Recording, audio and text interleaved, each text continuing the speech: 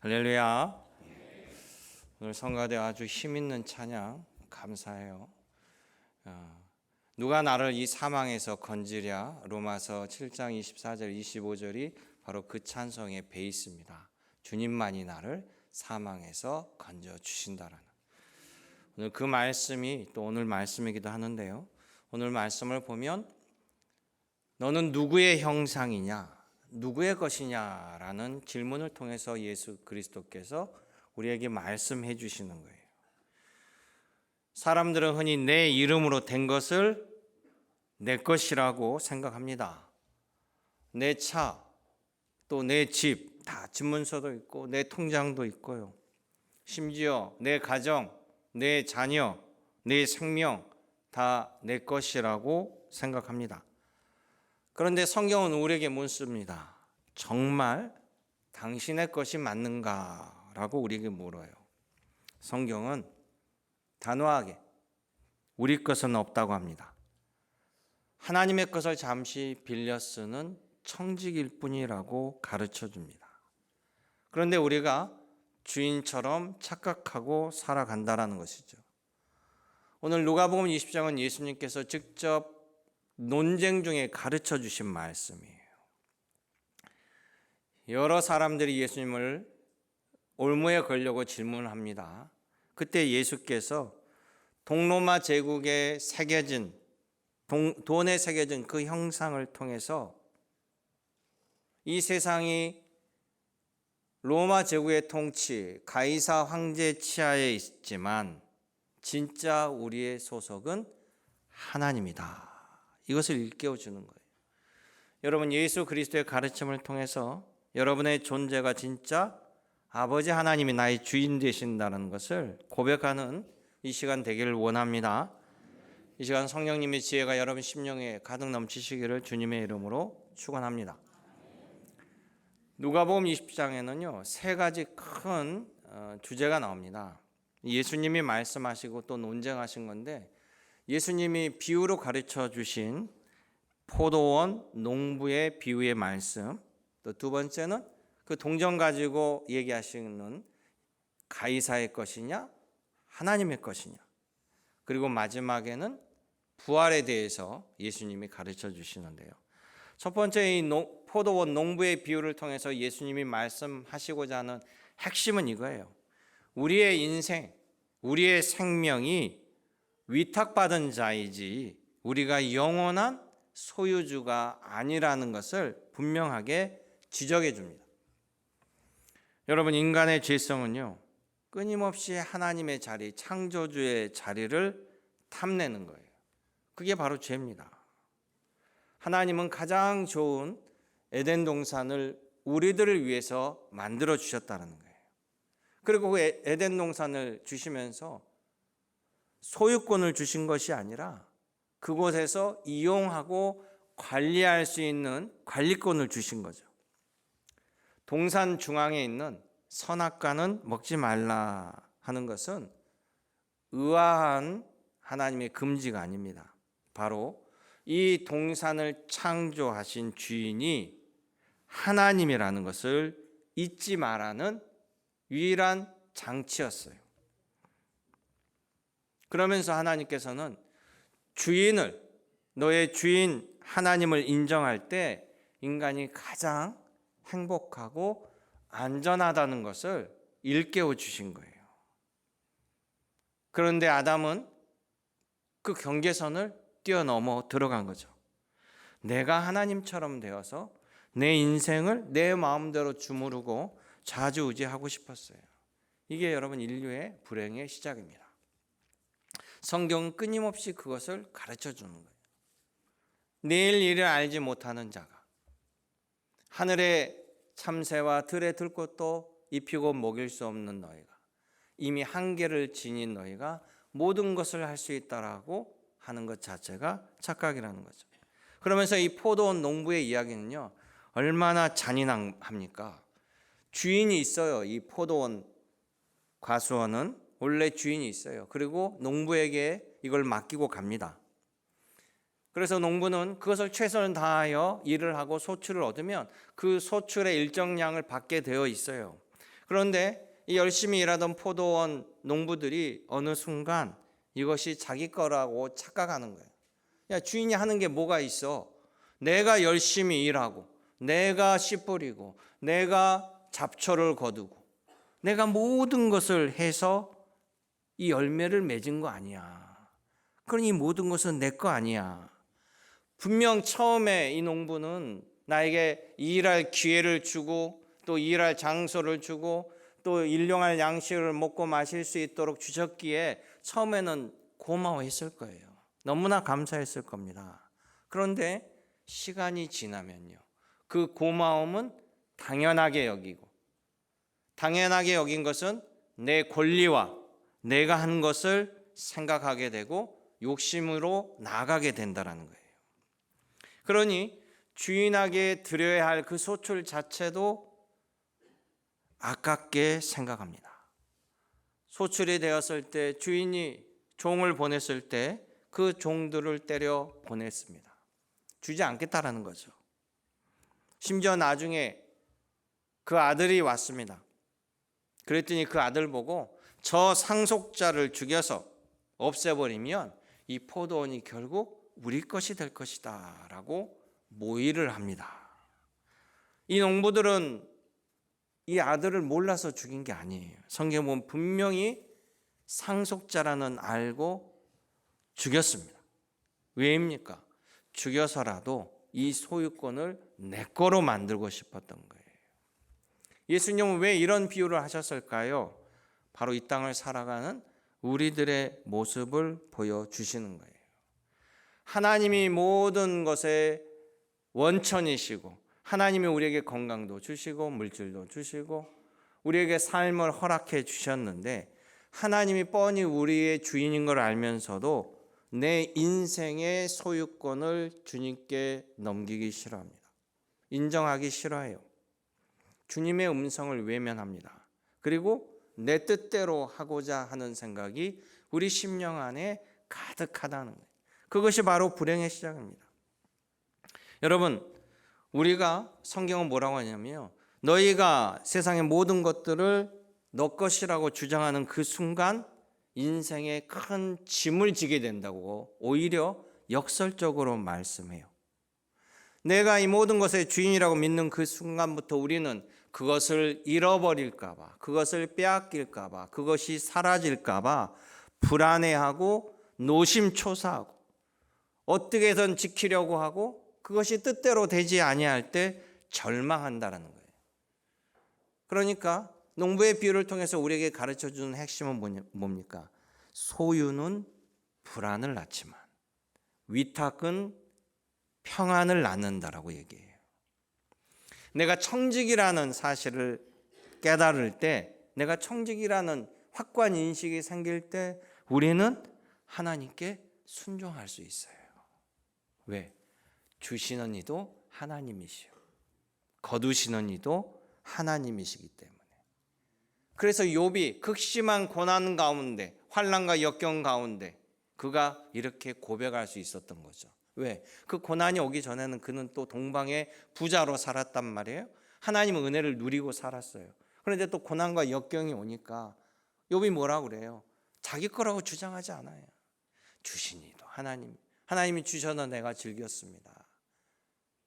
또 하나님이 거두시면 누가 말리겠습니까? 하나님이 원하시면 제가 드려야죠. 이런 마음으로 욥은 결국에는 그의 모든 질병이 고쳐지고 갑절의 은혜를 받을 수 있는 거죠. 그런 사람에게 주인이 더 크고 더 놀라운 것을 맡기지 않겠어요? 하나를 줬는데 이걸 바로 강탈해가. 그러면 여러분 같으면 맡기시겠어요? 근데 하나를 줬는데 정말 열심히 주인을 위해서 충성해. 그러면 이런 믿을 만한 종에게 2개도 맡기고 3개도 맡기고 10개도 맡기지 않겠어요? 그러니 성경은요, 지극히 상식적인 이야기를 우리에게 전해주시는 거예요. 결코 따르지 못할 이야기를 하시는 것이 아니라는 거예요.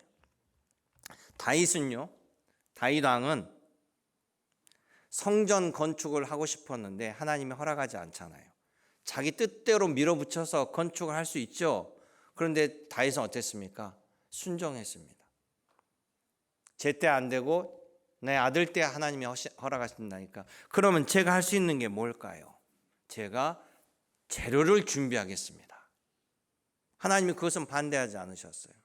재료를 준비했습니다. 그리고 그 재료를 하나님 앞에 봉헌합니다. 백성들과 함께 그걸 봉헌해요. 하나님께 드린다는 거죠. 그러면서 뭐라고 얘기하냐면 이 모든 것이 주께로부터 말미암았사오니 우리가 주의 손에 받은 것을, 주님의 손길로 받은 것을 내가 주님께 드렸을 뿐이니이다. 할렐루야. 하나님이 다윗을 칭찬한 이유가 있어요. 물론 그도 실수하고 잘못해서 그 혹독한 대가를 치렀지만 그의 기본 성향을 보면 모든 것이 주께로부터 왔사오니 내가 누리는 이 모든 것, 이 평강과 평화, 아버지 하나님이 주시지 않고서는 누릴 수 없습니다. 그러니까 다윗은 늘 하나님 앞에 엎드리고 수많은 시편을 지었고 또 고난과 역경 가운데 때는 하나님 앞에 와서 하나님께 일러요. 하나님, 어떻게 이렇게 악한 자들이 많습니까? 어떻게 이렇게 악한 자들이 저를 괴롭힙니까? 하나님, 저를 도와주십시오. 모든 것을 주님께 이야기하고 주님께 의탁하는 거예요. 또 반대가 있습니다. 성경에 보면 예전에 대제국이었던 나라들이 있어요. 그 중에 하나, 성경하고 성경 시대 늘 겹치는 나라 중에 하나가 바벨론 제국이죠. 바벨론 제국, 이라크. 그게 남유다 왕국을 멸망시킨, 이스라엘을 멸망시킨 나라가 이라크예요. 예전의 이라크. 그런데 그 이라크가 바벨론 시절에 또 멸망을 당해요. 그게 어느 나라입니까? 이란이에요. 그래서 이란과 이라크가 원수지간이에요. 지금도 사이가 안 좋아요.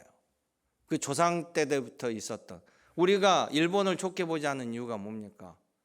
우리나라를 무너뜨리고 우리의 이름을 다 바꾸고 얼마나 치욕과 모욕을 가지며 살았습니까?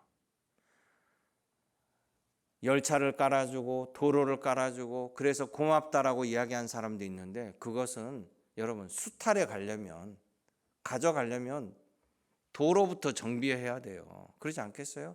배로 가져가려니까 항구를 만들고 또 열차에 실어 가려니까 도로를 깔아주고 열차를 깔아주는데 그걸 감사하다고 얘기하는 사람들은 일본을 조상으로 섬기는 사람일 확률이 커요. 그렇지 않겠어요? 여기 완도도 간척지인가요? 저기 화웅포 가는 길에 있죠. 예. 거기를 바다를 막아서 뭐 쌀 생산으로 만든다고 했잖아요. 그 일제 시대 때 계획한 거 아니에요? 왜요? 쌀을 생산 많이 해서 자기네한테 가져가려고. 우리를 그러면 떡고물은 떨어지겠죠. 이 땅에서 농사를 지면서 그럼 그 정도도 안 주겠어요? 약탈해 가는데. 그런 것처럼 이라크와 이란이 사이가 나빠요. 그런데 이제 그 바벨론도 대제국이었단 말이에요. 바벨론 왕 중에 이름이 느부갓네살이 있어요. 느부갓네살. 이 사람 참 중요한 사람은 잘 나와요. 그러니까 이걸 외울 때는 얼마나 쉬운지 아세요? 느부가 갓 4살 되었을 때. 느부갓네살 왕입니다. 이 사람이 자기 대제국을 바라보면서 너무 뿌듯한 거야. 여기를 봐도 우리나라, 저기를 봐도 내 나라, 이 주변 나라를 다 점령하고 대제국의 왕이야.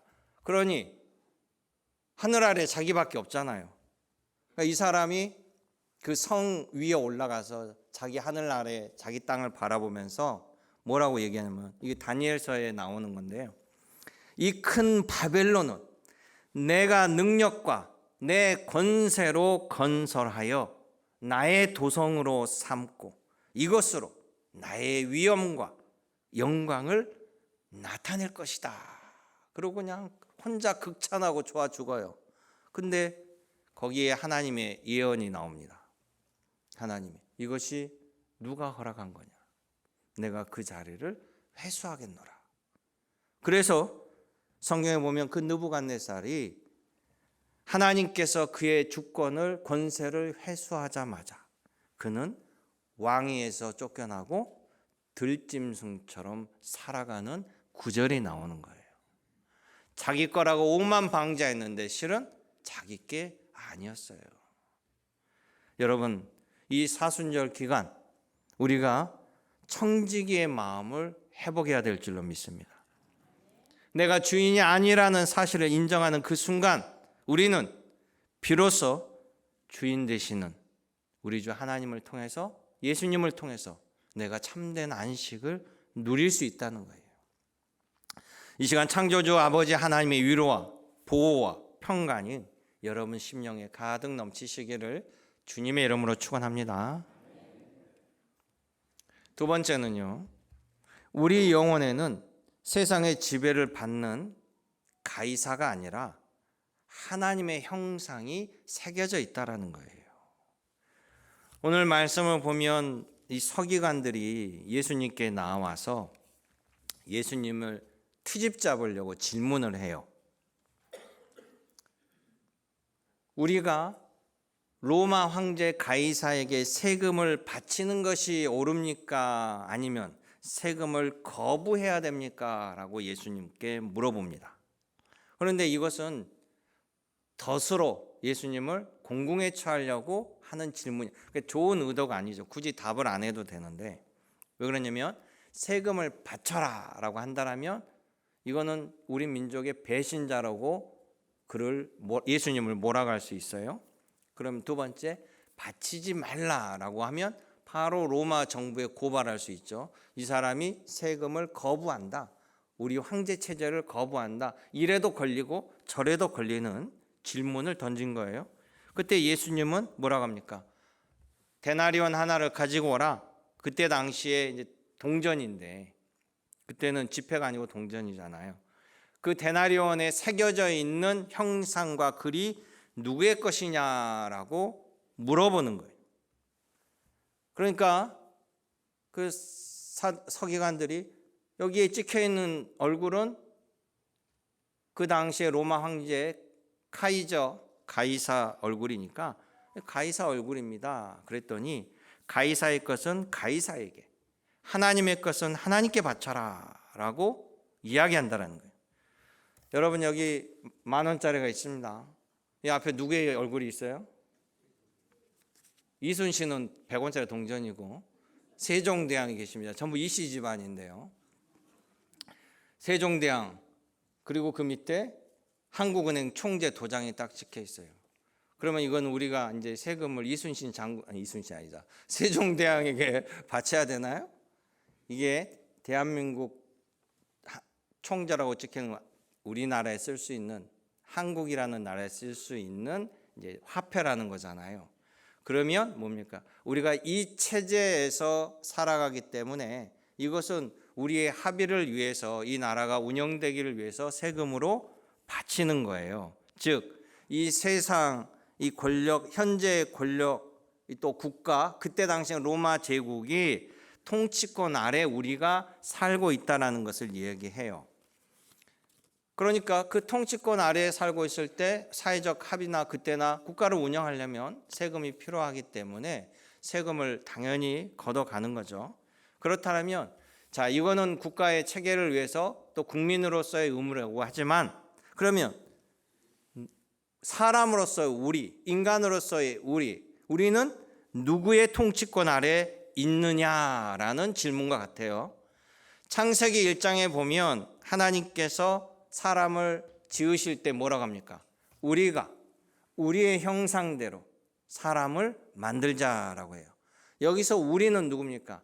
삼일체 하나님이에요. 삼일체, 성부, 성자, 성령의 하나님. 즉 창세기 1장 27절에 보면 하나님이 자기의 형상, 곧 하나님의 형상대로 사람을 창조하시되 남자와 여자를 창조하시고 그들에게 복을 주시어, 이렇게 말씀하셔요. 하나님의 형상이 뭘까요? 우리 하나님이 영이시기에 형체가 없으세요. 그럼 뭘까요? 하나님의 성품으로 우리를 지으신 거예요. 그래서 우리가 하나님의 성품을 닮아서 그 하나님의 성품이 가장 드러나는 게 우리 안에 측은지심이라든지 자녀 사랑이에요. 여러분, 어머니가, 아버지가 아이를 사랑하는 그 마음이 이게 배워서 되는 게 아니에요. 내 자식에 대한 그 어머니의 끔찍한 사랑, 그거는 나도 모르게 본능으로 나오는 거예요. 본능으로. 그 본능을 누가 심어줬습니까? 하나님의 형상이에요. 그래서 하나님이 뭐라고 합니까? 내가 너를 아이처럼 돌보았고 내가 너를 끝까지 놓지 아니하리라. 내가 너와 함께하리라. 나는 너를 결코 버리지 아니하리라. 그게 바로 하나님의 마음이라는 사실이에요. 여러분, 세상의 권력과 돈에 의해서 살아가던 대표적인 사람이 어찌 보면 세리장 마태였을 거예요. 마태. 그는 가버나움에서 세리장으로 살았어요. 그는 민족의 반역자라는 욕을 먹으면서도 이 돈만이 나를 지켜주는 거예요. 자기가 세리로 살아가는 동안 자기는 먹고 사는데 지장이 없어요. 그러면서 뭐 우리나라가 나를 지켜줘? 이미 망했잖아. 이런 생각을 가지고 살 수 있죠. 그런데 그가 예수님을 만나고 달라집니다.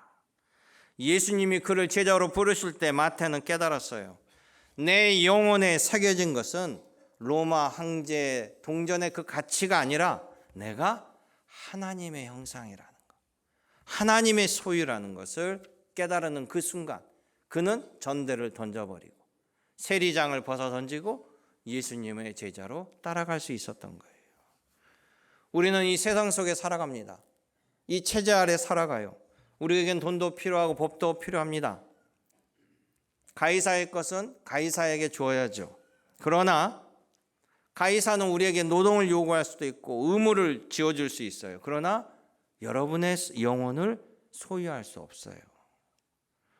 세상의 평가, 성공적인 잣대, 타인의 시선, 그것이 여러분들을 결정하는 것이 아니라 여러분들은 고유한 하나님의 형상, 하나님이 사랑하고 하나님이 지으시는 하나님의 백성이라는 사실을 기억하시기 원합니다. 그래서 여러분들을 찾으려고, 여러분들을 이 죽음의 자리에 있지 않게 하고자 예수께서 여러분들을 회복하고자 이 땅에 오신 거고, 여러분의 대신하여 십자가를 지심으로 여러분을 살리고자 했던 거예요. 그러니 예수님의 십자가의 죽음은 먼 나라의 남의 얘기가 아니에요. 그가 찔림은 나를 보호하기 위해서 찔리신 거고, 그의 찔림은 나의 허물을 위한 거고, 그가 상함은 나의 죄악 때문에 나를 의의 길로 옮기고자 하신 거예요. 그가 징계를 받음으로 우리는 평안을 누리고 평안 속에 살아가고, 그가 채찍을 맞음으로 우리가 나음을 받았도다 이야기합니다. 그게 바로 하나님이 여러분들을 끔찍하게 사랑하는 증거예요. 오늘도 그 하나님의 사랑을 여러분 심령 깊이 체험하길 원합니다. 아버지 하나님이 나를 사랑하는 그 마음을 품고 오늘도 살아가길 원합니다. 마지막 세 번째는요, 하나님께 속한 자는 영원한 생명, 하나님이 주신 생명 주권 아래 놓이게 된다는 거예요. 여러분 20장 27절을 보세요. 27절. 이제 이 사두개인들이 와서 예수님과 부활 논쟁을 하는데요. 자, 이 사두개인들은 누구냐면요, 이 사두개인들 중에서 그들 후손 중에서 서기관이 나오고 제사장들이 나와요. 그러니까 그런 가문들이에요. 권력을 계속 이어가는 가문들이에요. 여러분, 권력을 쥐고 흔드는 사람들은 철저하게 현실적인 사람들입니다. 그렇죠? 미래가 아니라 그들은 지금이 중요한 거예요. 이 권력을 유지하고 이 권력을 갖는 것이 중요한 거예요. 그래서 대제사장들이 속해 있는 이 사두개인들은 전부 다 죽음 이유를 믿지 않아요. 부활을 안 믿는다고요. 그들은 현세적인 사람들. 똑같이 유대교인데 그들은 천사도 부활도 믿지 않아요. 반면에 바리새인들은 그들과 반대예요. 바리새인들은 부활도 믿고 천사도 믿고 영적인 것을 믿어요. 그러면 바리새인과 사두개인들은 서로 겹쳐요, 안 겹쳐요? 안 겹치죠. 그래서 서로 사이가 안 좋은 거예요. 왜? 사두개인은 계속 권력을 쥐고 있고 신앙이나 모든 것들이 반대예요. 바리새인들은 권력을 중요시하게 하는 것이 아니라 자기네들 가르침이 옳다라는 주장이 앞서 있는 사람들이에요. 그러니까 우리나라 조선시대에 이 황과 이 율곡을 상징하면 돼요. 둘 다 성리학을 하는데 이 황은 뭡니까? 권력을 잡아본 적이 없어요. 늘 후학들을 가르쳐요. 성리학을 가지고 인간이 사는 법에 대해서, 사람됨에 대해서 가르치는 역할을 했어요, 이 황이. 그런데 율곡 이인은 무슨 소리냐? 현실 정치에 참여하여 이것을 적용해야 된다. 철저히 현실파예요. 그래서 이황 학설과 이 후손들과 또 이 율곡들과의 이 서로 다릅니다. 그런 것처럼 이 사두개인들이 부활을 안 믿어요. 자, 안 믿는 자들이 예수님께 와서 부활 논쟁을 벌입니다. 부활에 대해서 물어봐요. 예수님, 한 부부가 있는데 남편이 먼저 죽었어요. 그런데 그러면 여자가 혼자가 남는데 이 남편에겐 칠형제가 있습니다. 그래서 이 형수를 누가 돌봐야 되니까 둘째가 형수를 부인으로 취하는 거예요. 옛날에는 그게 그 여자는 경제력이 없기 때문에 결혼을 통해서라도 생계를 책임져 준다는 이제 제도였어요. 그러니까 형수가 둘째랑 결혼하게 된 거죠. 그런데 그 둘째도 또 세상을 떠났네. 그러니까 이제 셋째가 형수를 취하는 거예요. 그러다 보니까 7번까지 가는데 이런 극단적인 일이 얼마나 어떻게 있겠어요. 그런데 아무튼 곤란하게 하기 위해서 이런 식으로 예를 들어서 예수님께 던집니다. 사두개인은 부활을 믿는다고 안 믿는다고요? 안 믿어요. 그러니까 그들에게는 이 답이 중요하지 않아요. 그냥 이렇게 복잡한 부활이 어떻게 있단 말이에요. 논리적으로 부활하게 되면 복잡한 게 한두 가지입니까? 라고 공격을 하는 거예요. 예수님에게. 있을 수가 없다. 그러니까 그들은 뭡니까? 그들은 죽음 이후의 세계를 부정하고 지금 현재가 중요한데 뭔 부활 얘기를 하느냐라고 이야기하는 거예요. 그런데 예수님이 거기에 이런 답을 하셔요. 근데 예수님의 답은 항상 보면 구약 성경의 근거를 가지고 많이 말씀해. 왜 그러냐면 그들이 율법을 너무나 잘 알기에 율법을 가지고 답을 줘요. 출애굽기 3장에 있는 가시나무 떨기 아래 있는 모세의 이야기를 가지고 이야기합니다. 뭐라고 했냐면, 야, 하나님은 아브라함의 하나님, 이삭의 하나님, 야곱의 하나님이시다. 그리고 그 하나님은 죽은 자의 하나님이 아니고 산 자의 하나님이시다. 그래요.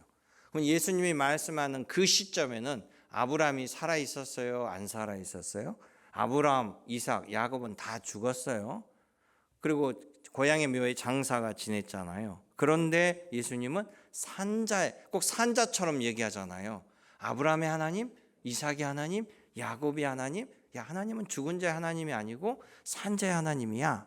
이 말은 하나님과 언약을 맺고 하나님께 속한 자는 죽음이라는 육체적 사건으로 관계가 끊어지는 것이 아니라 이미 수백 년 전에 죽었던 아브라함도 하나님 안에서 여전히 살아있다라는 선포입니다.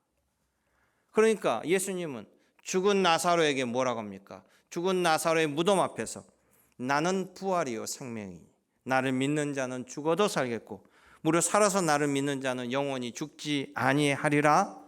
베드로 나사로야 나오라 말씀하시는 거예요. 이 믿음이 바로 우리를 죽음을 바라보는 태도가 다르게 된다는 거예요. 이 땅이 끝이라고 생각하기에 우리는 더 많이 모아서 내 후손에게 넘겨주려고 합니다. 그리고 그것이 내 후손이 복이 된다라고 생각하는 거예요. 그런데 주님은 어제도 계시고 오늘도 계시고 내일도 계시고 내일도 주님이 주관하시는 거예요. 하나님이 역사하시고 하나님이 인도해 주신다는 겁니다. 그러니 여러분 이 땅에서 죽음이 끝인 것처럼 살아가는 것이 아니라 영혼을 준비하고 살아가는 시간이 되라고 주님께서 우리에게 말씀해 주시는 거예요. 이 땅의 삶이 이후의 천국의 삶의 중요한 근거가 되고 또 삶이 된다는 거예요. 여러분 산자의 하나님께 속한 자처럼 사라질 것에 목숨 거는 것이 아니라 영원한 하나님의 나라의 가치에 여러분 함께하는 여러분 되기를 원합니다. 바로 이 사순절, 바로 우리는 그 고난과 부활을 바라보며 살아가는 거예요. 우리는 하나님의 것입니다. 하나님은 너희가 가이사의 것이냐 하나님의 것이냐라고 우리에게 묻습니다. 바로 이 사순절 기간 내가 하나님의 백성이고 하나님의 사랑받는 자녀라는 것을 회복하길 원합니다. 여러분, 이 땅에 살아가는 삶 주님이 주셨고 주님이 역사하시고 주님이 인도해 주십니다. 주님께 나아가는, 또 주님이 열어주시는 복된 삶을 살아가는 그 삶이 여러분들을 풍요롭게 될 줄로 믿습니다. 여러분, 예전에 우리나라의 가장 똑똑하고 지성이 있는 이어령 교수였어요. 그런데 이어령 교수는 70이 넘어서 예수님을 영접하고 세례를 받고 마지막에는 예수님만이 답입니다. 평생을 그 사람은 지적 똑똑함으로 타의 추정을 불허했어요. 그런데 그 똑똑한 머리로 예수님을 인정하지 않았어요. 그런데 나중에 70이 넘어서 오직 예수님밖에 없습니다. 그래서 지성으로 살았는데 결국 영성으로 산다라고 지성에서 영성으로 썼잖아요. 여러분들은 그 똑똑한 이어령 교수보다 훨씬 똑똑한 사람들이 이미 어렸을 때부터 예수님을 믿었잖아요. 누가 똑똑합니까? 결국 이 길로 돌아오잖아요. 여러분들이 이 길에 서 있잖아요. 흔들리지 않는 믿음으로 끝까지 주의 승리의 자녀로 살아가시기를 주님의 이름으로 축원합니다. 은혜롭고 자비로우신 아버지 하나님, 오늘도 이 시간 우리가 주님의 자녀임을 고백하게 하심을 감사드립니다. 내 인생 주님께 달려있사오니 내일 일을 위해서 주님께 간절히 기도할 때 주 하나님, 아브라함을 부르시고 또 모세를 부르신 것처럼 또 갈렙을 부르신 것처럼 언제든지 우리를 부르셔서 더 크고 더 놀랍고 주님의 역사에 함께 할 때 아버지 하나님 할렐루야 아멘 하며 주님께 헌신 충성하며 순종하며 나아가는 주의 자녀로 삼아 주옵소서. 언제나 함께 하신 예수님의 이름으로 기도드리옵나이다.